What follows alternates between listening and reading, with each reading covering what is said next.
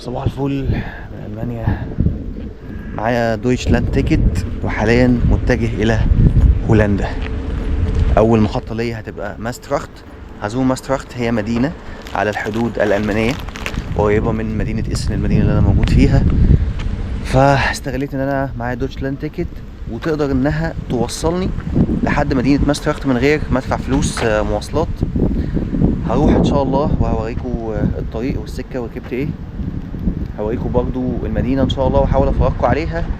فاستنوني في رحلتي في المانيا ومحاول المانيا بس، وان شاء الله اصور لكم فيديو حلو ان شاء الله يعجبكم. انا دلوقتي وصلت محطة هاوس بانوف إسن، ودي محطة رئيسية هنا موجودة في مدينة إسن، ومنها هاخد اول قطر في رحلتي لمدينة ماستراخت في هولندا. هي محطة رئيسية وهي تقريبا بتجمع اغلب خطوط القطارات، وتقدر منها تاخد قطورة سواء داخل ألمانيا أو كمان خارج ألمانيا. هاخد قطر لمدة ساعة تقريبا لحد مدينة أخن، ومن مدينة أخن هاخد قطر تاني يوصلني لحد ماستراخت. كل ده شامل الدويتشلاند تيكت. الدويتشلاند تيكت بيتجاب من مكتب DB، ده مكتب سكة حديد ألمانيا، هو ده المكتب الرئيسي وتابع للحكومة، وتقدر منه تشتري التيكت دويتشلاند تيكت دي عن طريق الفيزا كارد بتاعك أو عن طريق إن أنت تجيبها كاش. نزلت أول محطة دلوقتي بين الحدود الألمانية والهولندية، محطة اسمها هيرزو جينراس. خلينا نستنى القطر بس اللي هيوديني إن شاء الله لحد ماستراخت. الموبايل بقى عندي، انا كنت شايف خط الماني، بس هنا اغلب الخطوط الالمانيه بتقدر ان انت ممكن تعمل بومينج تشتغل بره المانيا كمان. وصل الحمد لله بالسلامه.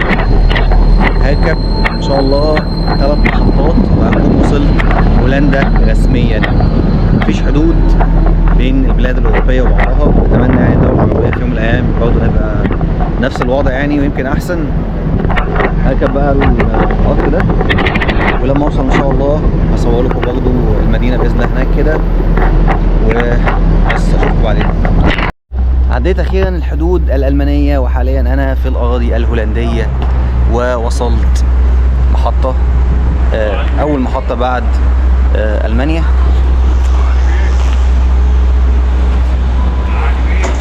طبعا اول وصلت المانيا اول حاجه لازم يكون في العجل بقى اللي في كل حته. هولندا من اكتر او يمكن اكتر دوله في العالم بيستخدموا العجل في مشاويرهم اليوميه. تقريبا كل مواطن هولندي عنده عجلتين او على الاقل يمكن اكتر، وبيستخدموها في حياتهم كلهم، في المشي، في المواصلات، وهم رايحين وهم جايين، في كل حته وفي حياتهم الشخصيه. هكمل لف. انا حاليا في مدينه على الحدود مع المانيا، وحاليا رايح عند معلم مهم جدا بيضم 3 بلاد هفرجكم عليه بس في المشهد الجاي. وصلت المكان اللي ان دل يدل ان الناس في اوروبا للاسف يعني سبقونا بمئات السنين، وعرفوا ان الحل في وحدتهم مع بعض مش في تفرقتهم، ولا انهم يعملوا حدود زي بين البلدان وفيزا، ولازم عشان تروح من بلد عربيه مسلمه لبلد عربيه مسلمه لازم تقدم على فيزا وممكن تترفض، او لو رحت ممكن تتعامل معامله للاسف سيئه. مكان الناس بتيجي من العالم كله بس عشان خاطر يعيشوا التجربه دي او اللحظه دي، ان ممكن يقف في 3 بلاد في نفس الوقت مع بعض.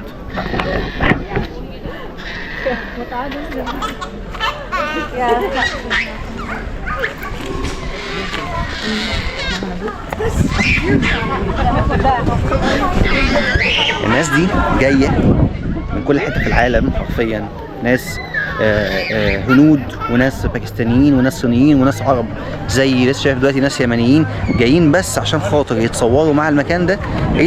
وانت واقف بتبقى واقف في 3 بلاد اوروبيه لغتهم مختلفه، ناس بين بلجيكا وهولندا وبين المانيا ناس بتتكلم لغه مختلفه، وناس ديانات مختلفه واعراق مختلفه، لكن جمعهم حاجه واحده هو العقل والمنطق. ان انا ما ينفعش اكون ليا جار ودوله يعني جاره ليا وفي حدود ومصاحبه الدنيا على نفسي وعلى حياتي. بس كده يكون الفيديو خلص. حاولت اوريكم ازاي وصلت لهولندا من المانيا بمنتهى السهوله بنفس التيكت اللي انا اشتريتها من المانيا، وزرت بيها اهم معلم موجود على الحدود بين المانيا هولندا وبلجيكا. اشوفكم في فيديو جديد، ما تنسوش تعملوا لايك وشير وسبسكرايب ليا على القناه عشان انزل لكم ان شاء الله فيديوهات جديده من اوروبا او من دول تانية باذن الله. مع السلامه.